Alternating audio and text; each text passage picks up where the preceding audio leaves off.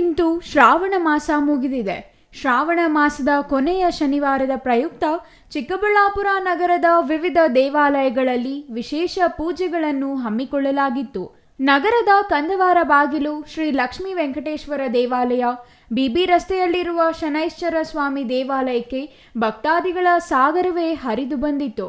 ಹೀಗೆ ದೇವಾಲಯಕ್ಕೆ ಬಂದ ಭಕ್ತಾದಿಗಳು ದೇವರ ದರ್ಶನಕ್ಕೆ ಸಾಲಾಗಿ ನಿಂತು ಶನೈಶ್ಚರ ಸ್ವಾಮಿಯ ದರ್ಶನ ಪಡೆದರು. ಇಂದು ಕೊನೆಯ ಶನಿವಾರ ಪ್ರಯುಕ್ತ ದೇವರಿಗೆ ಬೆಳ್ಳಿ ಕಿರೀಟ ಹಾಗೂ ವಿವಿಧ ಹೂವಿನ ಅಲಂಕಾರ ಮಾಡಲಾಗಿತ್ತು.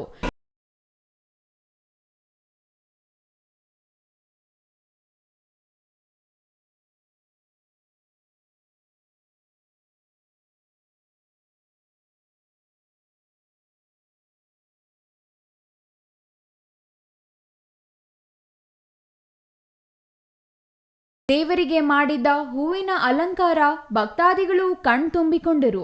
ಮುಂಜಾನೆಯಿಂದ ದೇವರಿಗೆ ಅಭಿಷೇಕ ಪೂಜೆಗಳನ್ನು ನೆರವೇರಿಸಲಾಗಿದೆ. ಭಕ್ತರು ದೇವಾಲಯಕ್ಕೆ ಆಗಮಿಸಿ ದೇವರ ದರ್ಶನ ಪಡೆಯುತ್ತಿದ್ದಾರೆ. ನಗರ ಹಾಗೂ ಹಳ್ಳಿಗಳಿಂದ ಬಂದ ಭಕ್ತ ಸಮೂಹ ಸಾಲಾಗಿ ನಿಂತು ದೇವರ ದರ್ಶನಕ್ಕೆ ಮುಗಿಬಿದ್ದರು.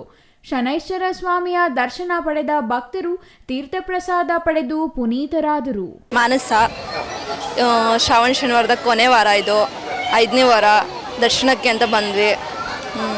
ಪೂಜೆ ಎಲ್ಲ ತುಂಬ ಚೆನ್ನಾಗಾಯಿತು. ಡಿಫ್ರೆಂಟ್ ಹೂಗಳಿಂದ ಅಲಂಕಾರ ಮಾಡಿದ್ದಾರೆ. ದೇವಲೋಕನೇ ಕೆಳಗೆ ಬಂದಂಗಿದೆ. ಚೆನ್ನಾಗಿದೆ ಎಲ್ಲ. ಮಾಲಿನಿ ಅಂತ ಹೇಳ್ಬಿಟ್ಟು ಇದೇ ಚಿಕ್ಕಬಳ್ಳಾಪುರದಲ್ಲೇ ಇರೋದು. ನಾವು ಪ್ರತಿ ವಾರ ಬರ್ತಾ ಇರ್ತೀವಿ. ಈ ಸತಿ ಬರೋಕ್ಕಾಗಲಿಲ್ಲ. ಅದಕ್ಕೆ ಕೊನೆ ವಾರ ಇವತ್ತು ಅಮಾವಾಸ್ಯೆ ಬೇರೆ ಬಿದ್ದಿರೋದ್ರಿಂದ ತುಂಬ ಪ್ರಭಾವ ಆಗಿರುತ್ತೆ ಶನ್ಮಾತ್ಮದು. ಅದಕ್ಕೆ ಸರಿ ಅಂದ್ಬಿಟ್ಟು ಇವತ್ತು ಅಭಿಷೇಕಕ್ಕೆಲ್ಲ ಕೊಟ್ಟಿದ್ವಿ. ತುಂಬ ಕ್ರೌಡ್ ಇದೆ. ಎಷ್ಟು ಜನ ಇದ್ದಾರೆ ಅಷ್ಟು ಕ್ರೌಡ್ ಇದೆ ಇಲ್ಲಿ.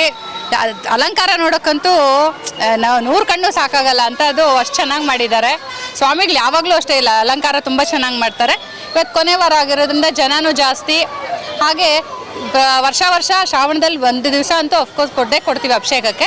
ಅದಕ್ಕೆ ಈ ಸತಿ ಕೊಟ್ಟಿದ್ದೀವಿ. ತುಂಬ ಪ್ರಭಾವವಾಗಿರುತ್ತೆ ಶನಿವಾರ, ಅದು ಅಮಾವಾಸ್ಯೆ ಬಂದಿರೋದ್ರಿಂದ. Thoudanahalli Ramesh, CTV news, Chikkaballapur.